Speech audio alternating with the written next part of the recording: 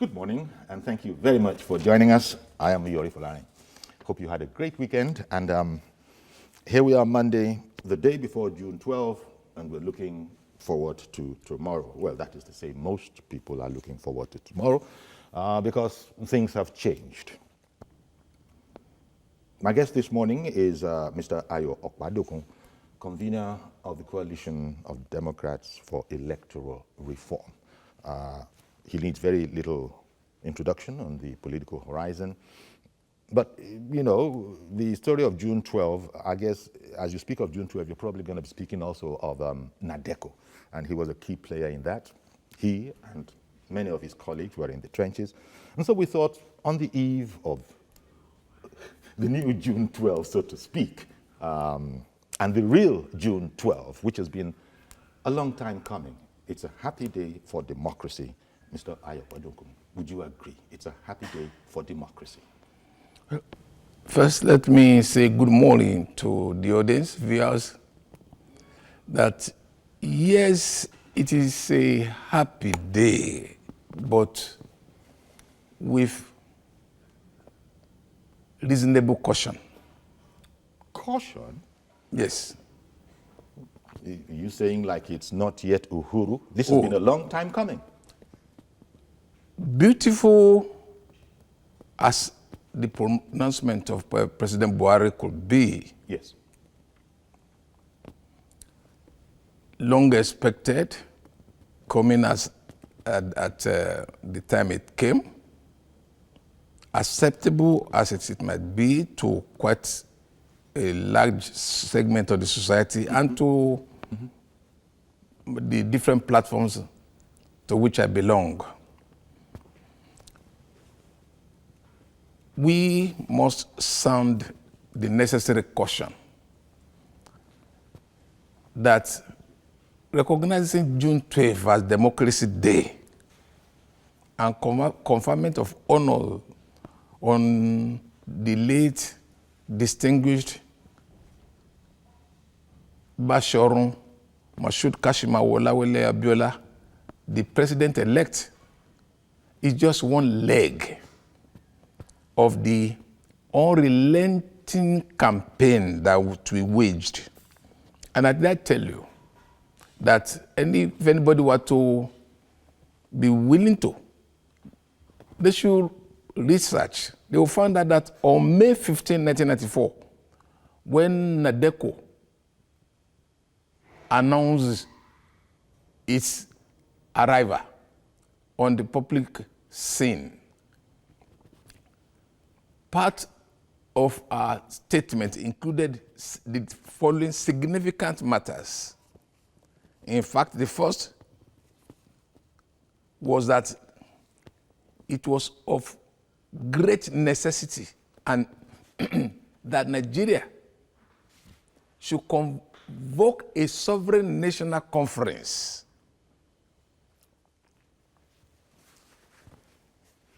to discuss, first of all, to discuss and resolve just one question.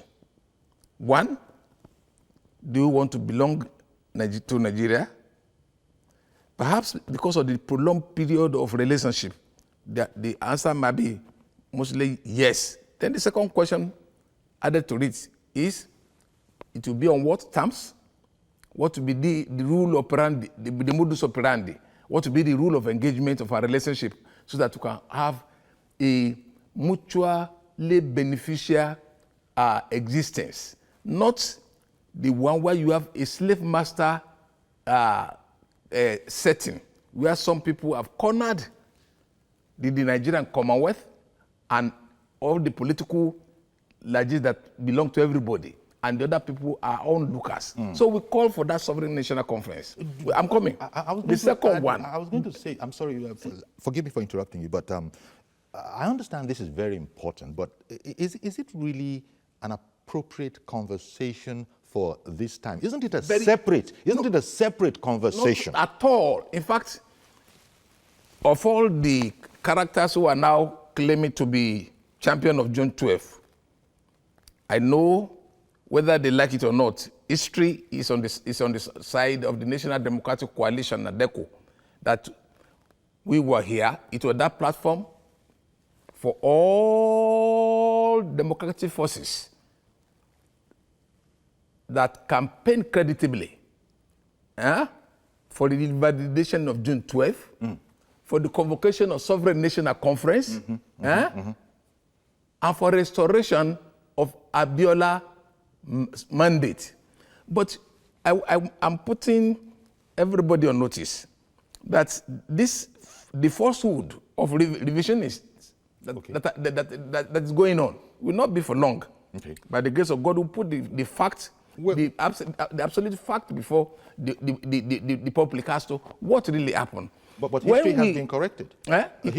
History has been corrected, some would argue, by President Muhammadu Buhari coming up with this gesture. I've said, as good as that may be, there are associated matters to it. It was not just, for example, we were extremely mindful of the fact was that it was the skewed, warped, lopsided national structure of Nigeria that enabled a motley crowd of military jackboots to totally ignore, disregard the popular will of the Nigerian people expressed at the ballot box. So that structure, that deficient structure, ought to be totally dismantled and will restore to the federalism. Then it will not be possible for anyone, any group of people to have that kind of mindset. Okay. Let me remind you of what they have done with us in that regard. Look, the gain that the election of the victory of MK Abiola could have garnered for Nigeria was substantially and most significantly on national unity.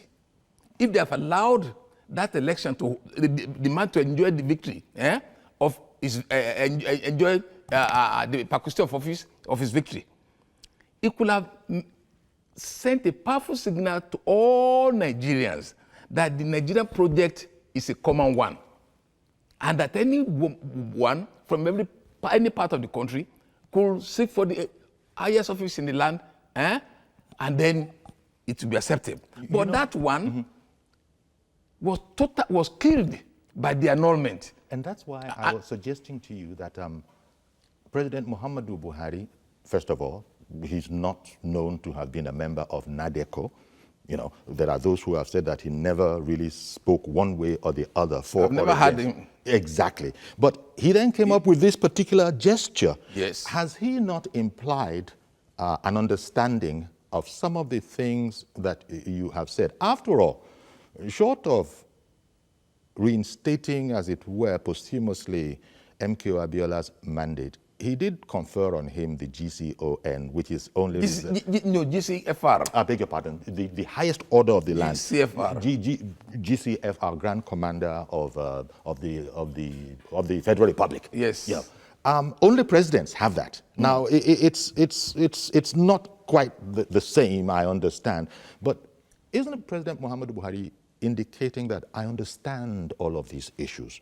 And this is like, if you want, we might say it's a first step, but you cannot say it's an insignificant step. I didn't say it's... No, I know you never did. I was using the universal... But I'm saying to you that there are associated matters of greatest importance. He has done this. Do you think all of them could have been done in one fell swoop? Oh, my God. Look, then he must give Nigerians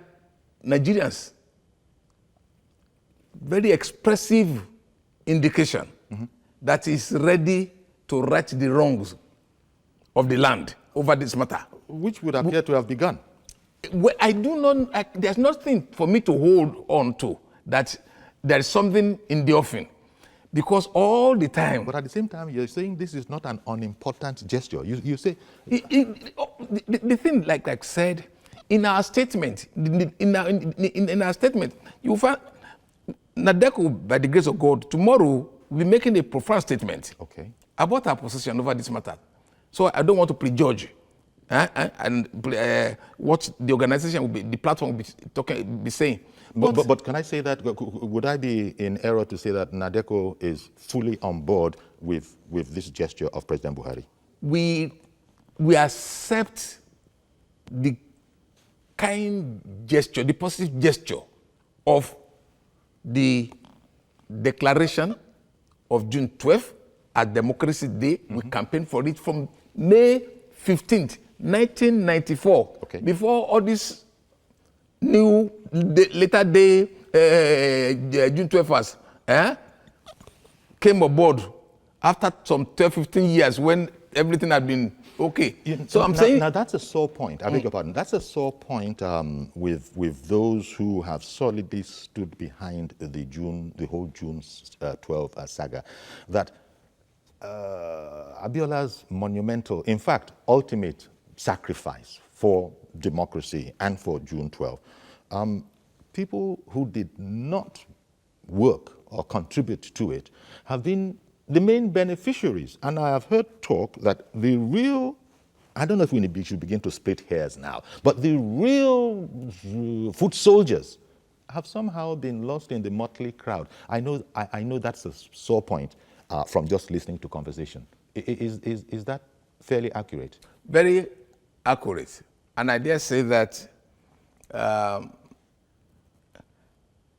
while it is still yet time for us to make some declarations about this matter, one can say without any fear of contradiction that revisionists are very much available for the use of the government in power at all times, including this one.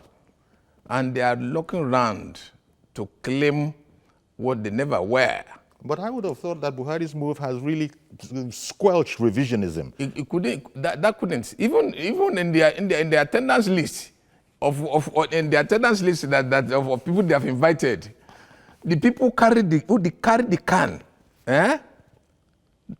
Those of us who went to jail because of this, who lost our sweat, our blood, our properties, our possessions, our liberty, and even some of our colleagues who lost their blood, their lives in the process, where are they on that list? Where are they on that list? I would have thought that this was done. This was a step that was taken with due consultation with the whole Democratic coalition. Never. We were never consulted. Okay. For example, one of the most, I mean, I don't know how to place it, and I don't want to conflict with the good gesture. But there are a number of categories of objectionable people that are going to be part of the so-called investiture tomorrow. A great number of the so-called chairmen of SDP totally sign up to kill June 12. We have the document. And on my way here, I was reading Garba Shewu's statement, Special Assistant to the President. He was right to a great extent that there are elite cadres who sold out June 12. They thought it gave them an opportunity for them to get into government and likes, and they did. Quite a number of them tomorrow will be showing up tomorrow, celebrating June 12th. That's the kind of thing.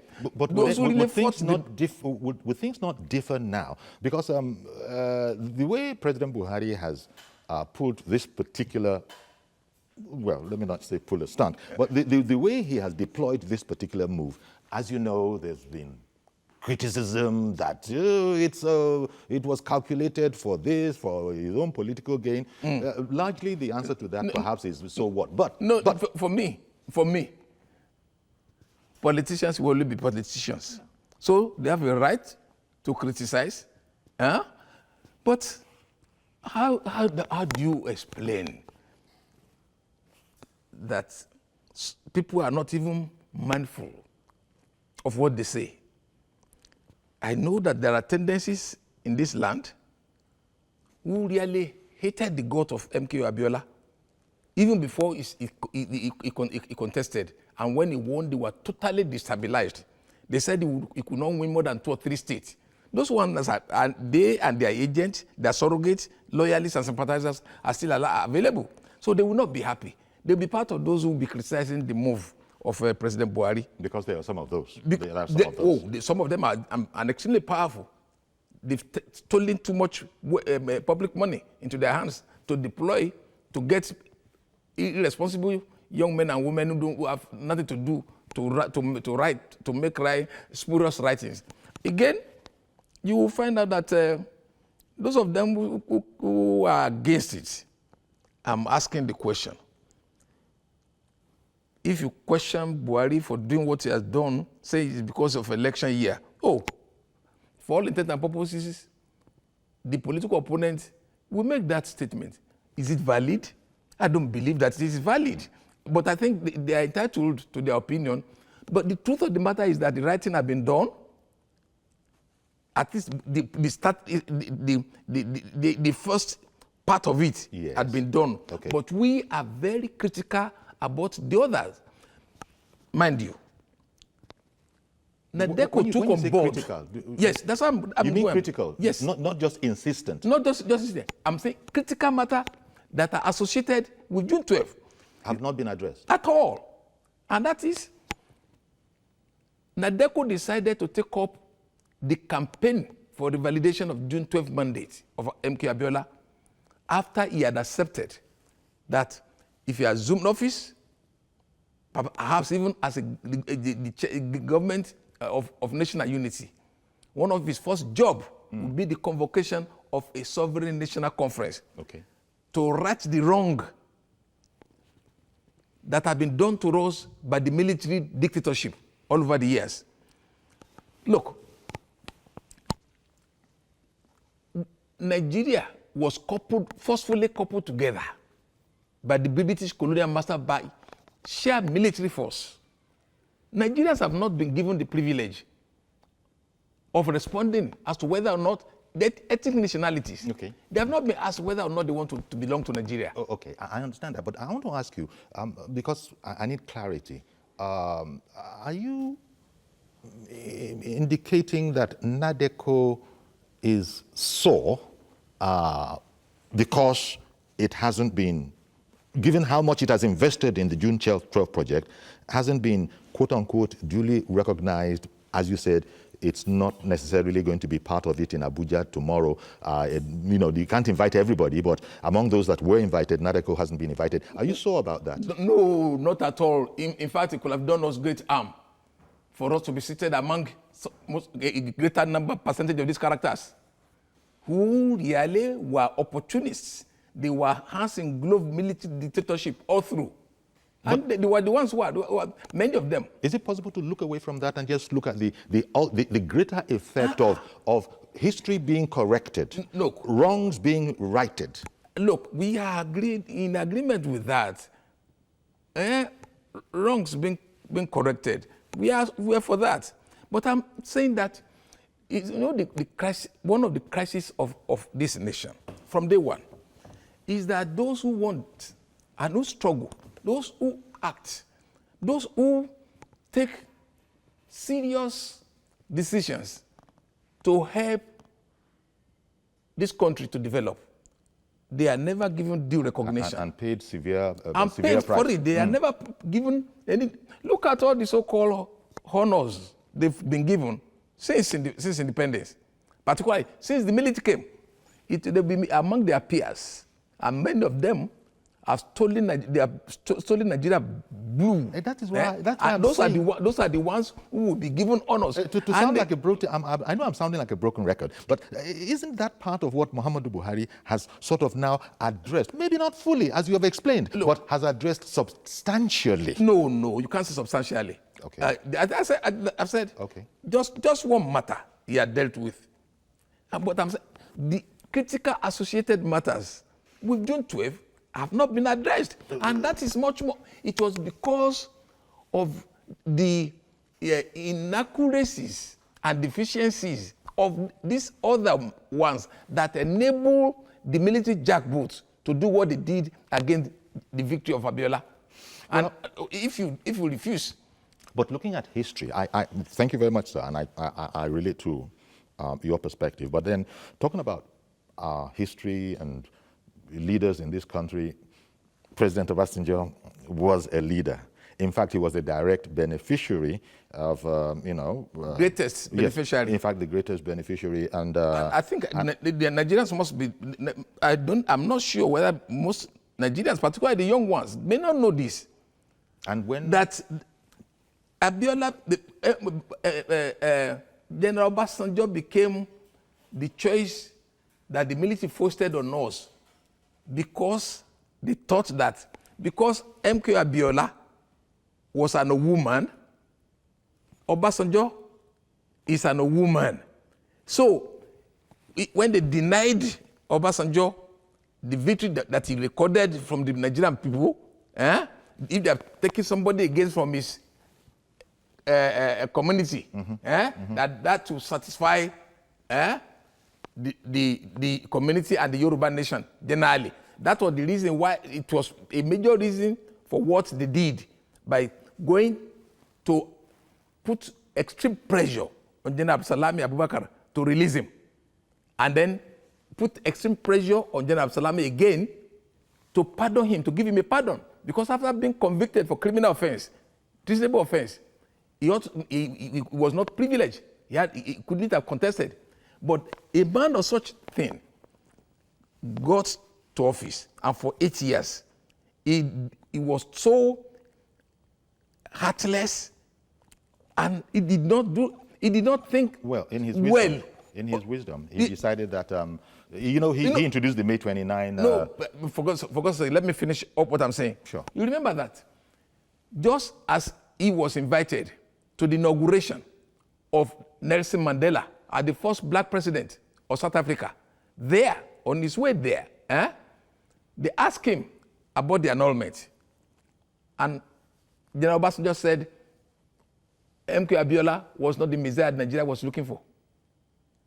Indeed. He's gone on record for that. So he said that so infamously. You can understand I don't know how the mindset of such a character when he got into office. He had no shame. He did not believe. He was not mindful that MK Abiola sacrificed his life in martyrdom, to redeem us and to make the powerful those who rule Nigeria to decide to give to Yoruba people the choice to run for the presidency. And he was the greatest beneficiary of that. And he just ignored. Well, that's unpardonable. Well, those are aspects of our history, whether we like it or not. Yeah, but I agree. But I'm saying that people like that ought to keep silent. He ought not to be heard, but to keep some behavior as if it's the best thing to have happened to Nigeria. Okay, then. You are in office. You spent humongous money on power supply, of all other things. But when you started this so-called IPP project, there are records that show that almost $16 billion was spent. Where did that one lead to? They now ask you about the matter, said they should go and look into your book. Okay. I hear you. Let me return to the whole matter about the gaiety in the air in the political sphere of our country. It's like I feel we don't need to, put any.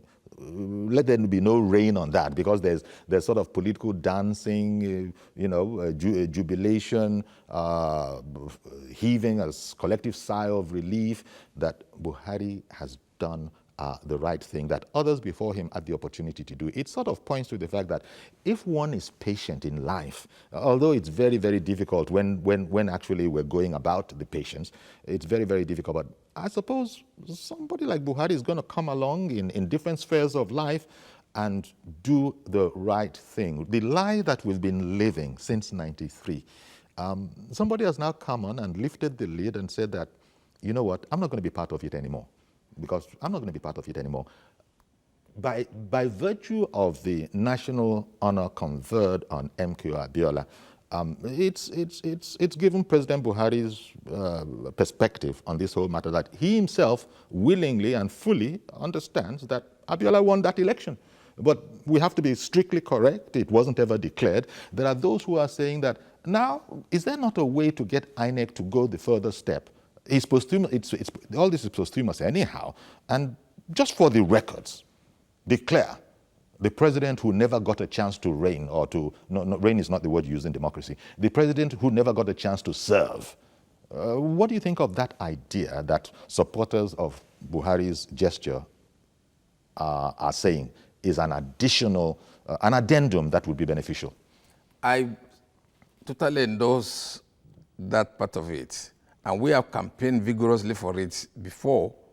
We've asked that Professor Nwosu should be recalled on an emergency, and they should make, after launching his book, sometimes a year or 2 years ago, that then it was time for him to be recalled, to come and make the final declaration as the chief returning officer.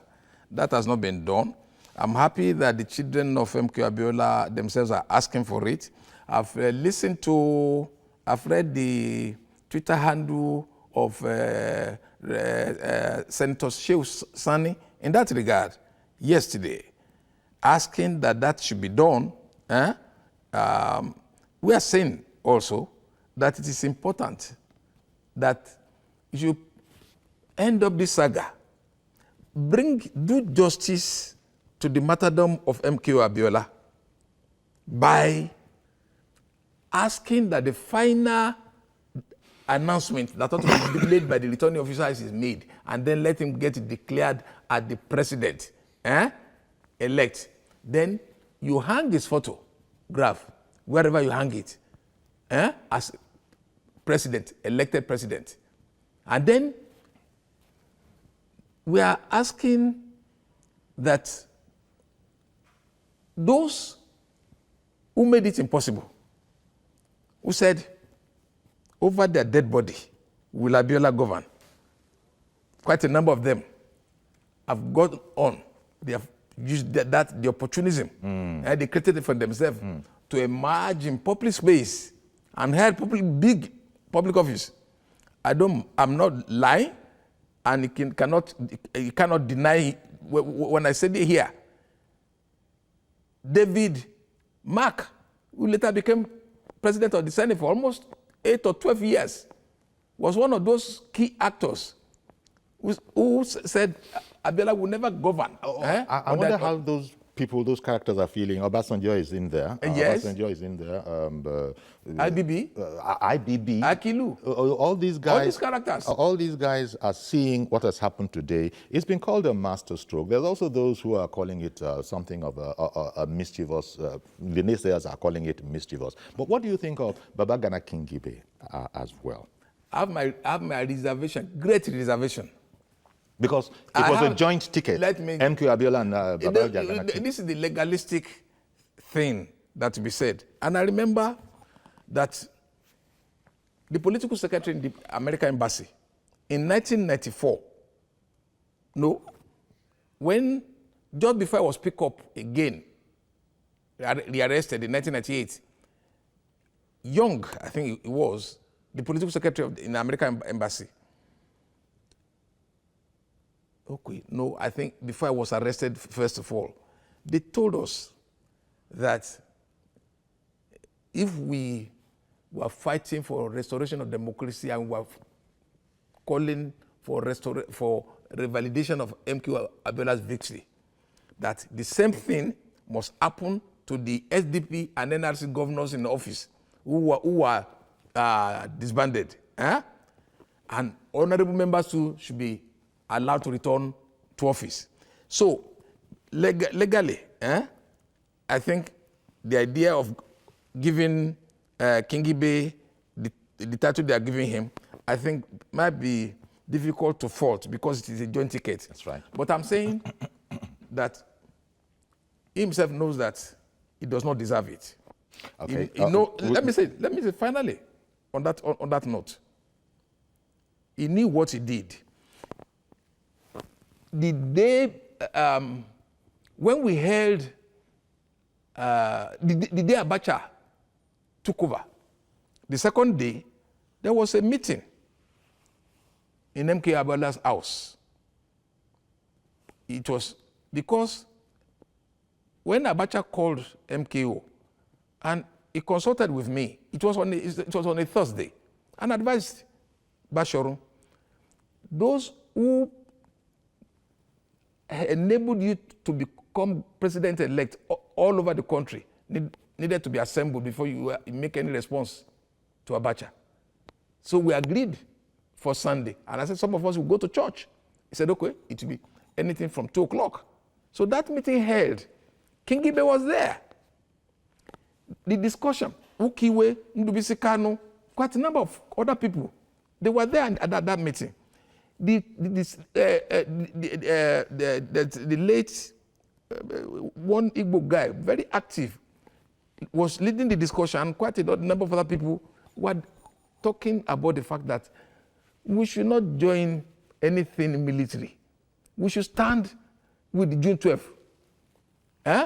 It was one of the Kingibe boys, I remember now, who stood up that, if we don't join Abacha, the NRC guys will join Abacha government, then they will be left out in the lodge. So when our colleagues of the Council for Unity and Understanding from the East had that, I'm talking about Ebitu Kiwe, Ndubisi Kanu, and the likes, they were very, very unhappy, and Ndubisi Kanu just said, well, all this that we are doing now is political. Let's allow them to leave. And then they left. I followed them. Kingibe followed us outside, and he was saying that there are people are tired. If they are not part of this government, then they will pay dearly for it. Okay. So he became a minister of foreign affairs, and he was part of the greatest liars about what was happening in the country. Okay. So how can such a person now be benefiting from the enterprise of June 12? But as you explained, because without prejudice to that, it's a joint ticket. Yes. Kingibe was on that ticket, yes. So you can understand it. We've got to go on a break now. Stay with us, please. And when we come back on this eve of the new June 12, we'll take your calls as well. Stay with us, please.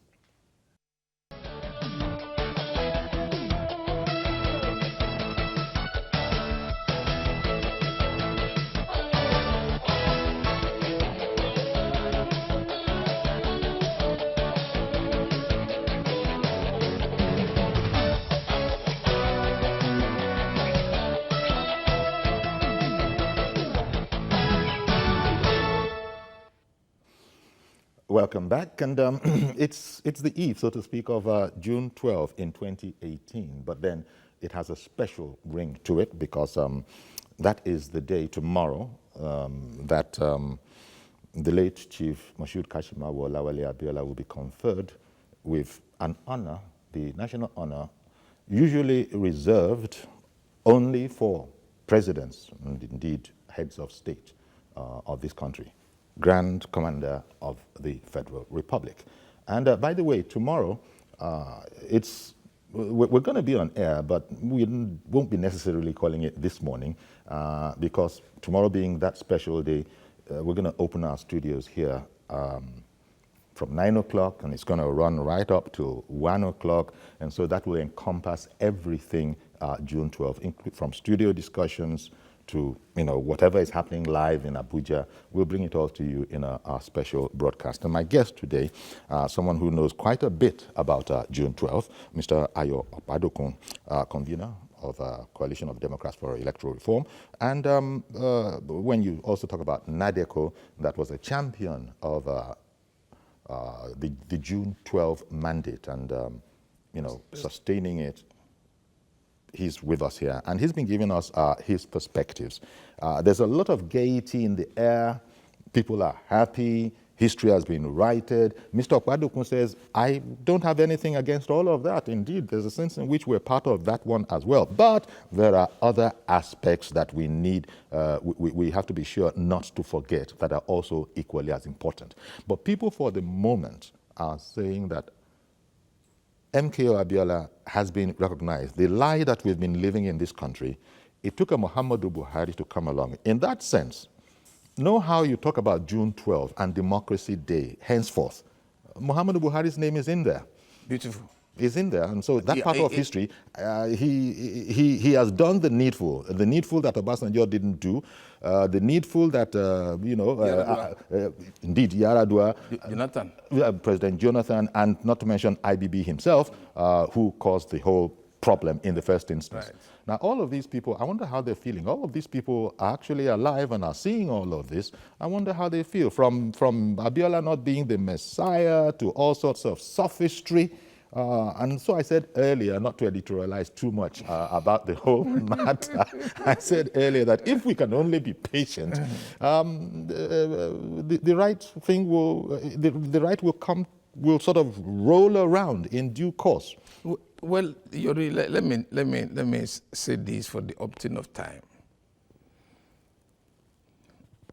We appreciate President Buhari for what he has done. He has taken care of one principal leg of our struggle, or the struggle particularly of the National Democratic Coalition, NADECO, for which I was his founding general secretary and spokesman, and for which we suffered the greatest humiliation, repression, and violence. So when we talk, we are talking authoritatively, not revisionism. Look, consistent with the current realities in our land, the gains that June 12 could have earned Nigeria, I earlier said, had been killed by the annulment. So, Nigeria remained a disunited nation. You remember that the late former Chief Justice of Nigeria, Dahiru Mustafa, said Nigeria is today more divided than when it got independence. And we are saying the antidote to it, and all the clamor that you have been reading about from the different regional groupings all over, talking about national restructuring and the likes. Look, it's all just one thing. Let Nigeria return to the federal constitutional arrangement upon which Nigeria secured its independence. Once you do that, all other things will fall into their places. So that's going to bring about a conference. We're going to need a sovereign national conference for that, right? Perhaps you don't need any big conference any longer. There have been a lot of discussions. Rather than convey sovereign national conference, as we demanded, Obasanjo organized one conference. You remember? Jonathan organized one conference. But did they have their heart in it? They knew that they wanted just to buy time. They didn't mean any serious business. Okay. So a lot of those reports are available. A lot of those reports are available. We can sit down together, principally by the chosen representative of the ethnic nationalities that were the building blocks upon which Nigeria secured its independence. Those are the people. When the British colonial masters came, they didn't sign any treaty with any professional group or civil society. They signed treaties with Jaja of Okobo, Overami of Benin, Alaafin of Oyo, Atairu Jega, Ekanembe Bono. Those are the people with the signed treaty, the Oni of Ife.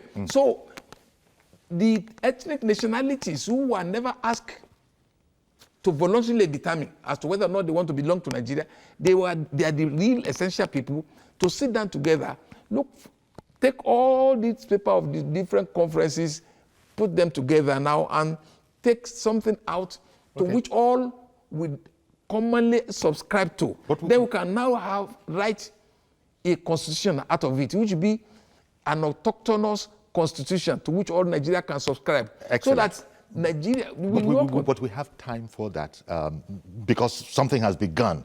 This could be catalytic.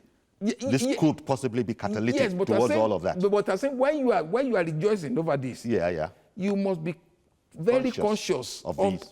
we have These other not. aspects. I got to take Olawale. Mr. Lawale has been holding on for quite a while. Good morning, Mr. Lawale in Ikorodu. Olawale Ikorodu, good morning. Yes, good morning, Uncle Yori. Good morning. Hello? Good morning. Please go ahead. Yeah, good morning, Uncle Yori. Good morning, sir. Please go ahead. Yeah, God bless you, Uncle Yori. Thank you, sir. And I want to greet Baba Okpadokun.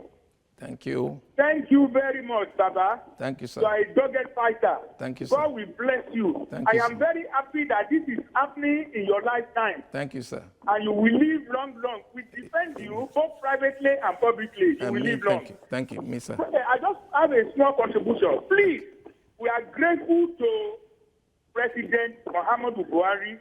He has demonstrated that he's a real Democrat. God will bless him.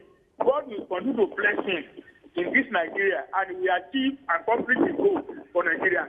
Please, Baba Buhari has one other assignment to do. He has accepted June 12th. He has recognized it. He has recognized June 12th as Democracy Day. But please, for some doubting Thomases who have been commenting, we want that result to be published. And there are so many people like you, like Rago Biora, like Group Captain Dan Suleiman, who suffered a lot. Those people, I've just mentioned two, they should also be recognized. Although God has recognized them, but let Nigeria recognize them. God bless you, Uncle Yori. Thank you very kindly, sir. Thank you very much for calling in. It's a point that you have also made. That, but then again, whereas I understand the sentiment and I know it's well meant, there's so many people that were involved in this struggle. It's almost impossible to select individually and them all. No, to be candid, there's so many people. No, there are so many people that were loyal fighters for June 12th. Yes, but really, if the government is serious, they can set up a committee of those of us who are really at the controlling height of the matter. We can really do some justice to it. Okay. For example, look, you know, we lost quite a number of young people. Yeah. Lives were lost in this. When, because of the spontaneous reaction of people against the annulment, Abacha here ordered for shoes at sight on Ikorodu Road. A number, at least about 6 or 8, about 8 of them were from Ikorodu, and they were to be buried. We organized with their family. At the General Secretary of NADECO, I went around mobilizing, so the family went to take the cause of their people. They were told by security that nothing, no ceremony. They should just collect the body and take them to the burial ground. If they find any group of people, so much injustice. Yakub, good morning. Siviori, good morning. Thank you very much for Baba, calling in. good morning, sir. Good morning. You see, Siviori, I've been making my contribution at least like 2 times now in some other program. I am very, very happy once again that in our own lifetime as well, as young as we are, Baba Okpadokun here, in his own lifetime, this thing is happening. I want to ask a question. Maybe there was a time for president to do the right thing, or there was a time for president to do the wrong thing. For the fact that President Muhammadu Buhari does this, whether it is political or not political, that of no concern anybody. When you have Asiwaju Bola Ahmed Tinubu in your team as a political strategist, let me tell you this. People may not know this. As time goes on, they have never seen anything yet. As time goes on, all what Southwest have been acting for will be happening one by one. Let me tell you, Sivjori, the election of MK Abiola is going to be declared. The opening was is going to announce the election. He's a political strategist in our team, which is Asiwaju Bola Ahmed Tinubu. Come what? Let me tell you, Sivjori, before the 2019 election, those opposition parties that are crying foul today, that's why now, they are acting why now, as if there's a time for doing right thing or there's a time for doing the wrong thing. They will be shocked. By the time the election will be announced and then they properly declare MK Abiola as the president-elect, you know, there's nothing dehumanize person. When you are right, You're supposed to do the right thing, and then you fail to do it. And then somebody far away from the casino come and become a president and do that thing, and then you are still alive. What demands president more than that? You are alive, and then the road to your state, Ogun State, from Lagos to Abeokuta, the people that walking that road now, Julius Vega, is working day and night now. What is humanized person more than that? When you're supposed to do the right thing, you fail to do it, and then somebody from far away from Katsina State is doing it for Southwest, and then you're telling us it's political. Let it political, let it clean stop with the political will. Let it clean stop, and then the people will not say that maybe President Muhammadu Buhari is not going to come back. I can tell you, it's one by one. We have political strategies in our team. Thank you, and God bless you. Indeed, thank you very much for calling in. Where President Muhammadu Buhari pulled this particular one out of? Usually people pull rabbits out of their hats. That's so the Oyinbo stereotype goes.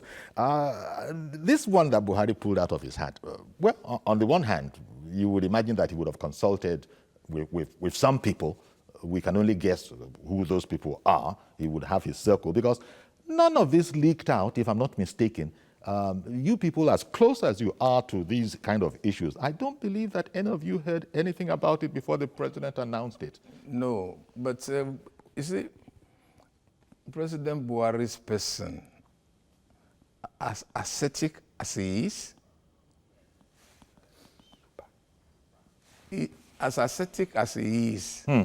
he's not giving into emotions. He has some few people that are close to him who can always tell him the right thing. Whether or not the other side, who for their own personal selfish reason assist him to execute the advice that had been given, is a different thing. For this one can guess that it's possible that those who understand the implication of President Buhari's tenacity in office today must have been the ones who came up with this improbable, very, very difficult to handle matter.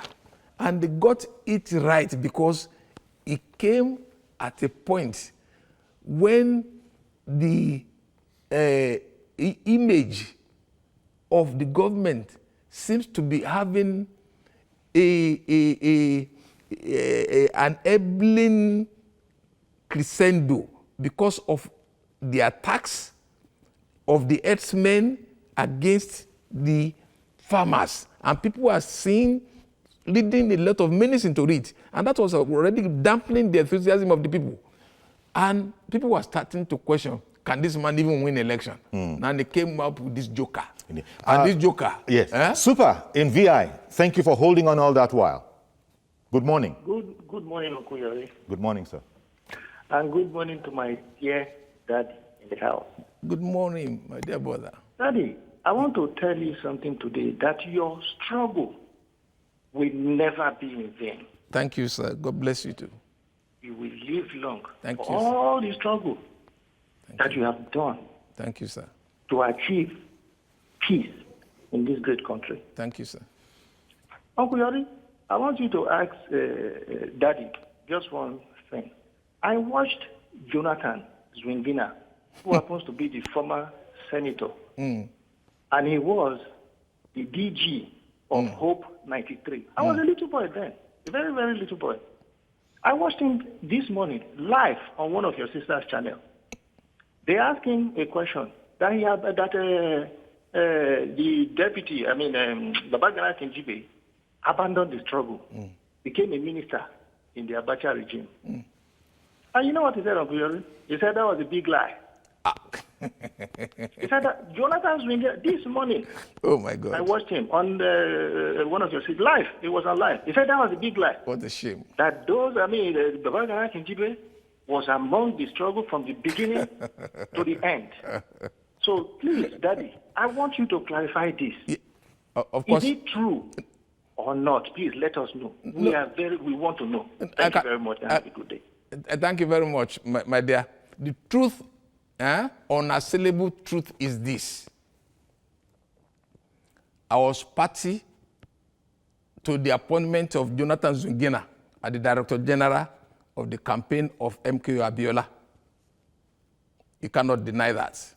But as soon as Abiola was arrested and the military government took over, Jonathan Zungina became a commissioner in Adama State, just as Kingibe became Minister of Foreign Affairs.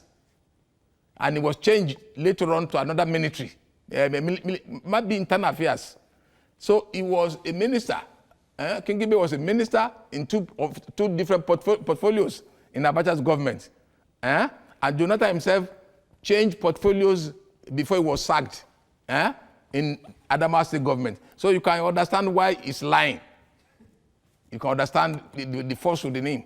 And people like that, don't mind them. They're part of the revisionists. They're part of the revisionists. And they are the ones who are always, they have a way of emerging because they can compromise with evil, no matter the head or shape of it. That's what keeps them going.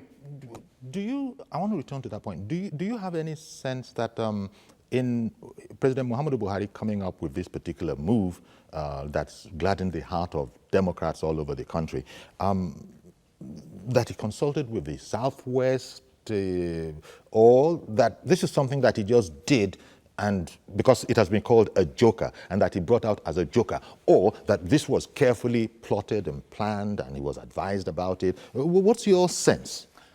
I have some inkling, which I cannot say expressly. Okay. There are some elements from the Southwest who are very close to him, who I know that he consults with regularly. And I can just give an idea of where that fellow comes from. Yes. He comes from the state of MKO. Okay. And they understand the implication of some of these things. And I think that his words count very much because of long period of relationship with PMB. Well, I guess most Nigerians will be able to decode that. We'll be able to understand that it just might well be. But anyway you look at it, as Yakub said, and many other people have said, henceforth, the history of June 12 now has another plum on it, and that's Muhammadu Buhari, the Nigerian who righted the wrong and the hurt and the long suffering.